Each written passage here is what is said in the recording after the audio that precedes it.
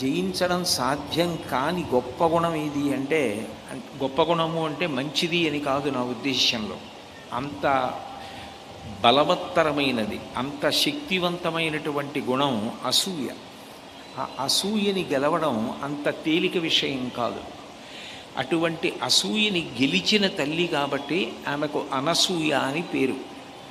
మనిషి జీవితంలో ఎన్ని ఉండనివ్వండి, అసూయని గెలవలేకపోతే మాత్రం ఆ మనిషి జీవితం ఎలా ఉంటుంది అంటే, ఒక పెద్ద చెట్టు ఉందనుకోండి, అది పైకి కనపడడానికి ఎంతో ఆకుపచ్చగా చిగుర్లతోటి, ఆకులతోటి, కొమ్మలతోటి, కాయలతోటి, పళ్ళతోటి కనపడుతూ ఉంటుంది.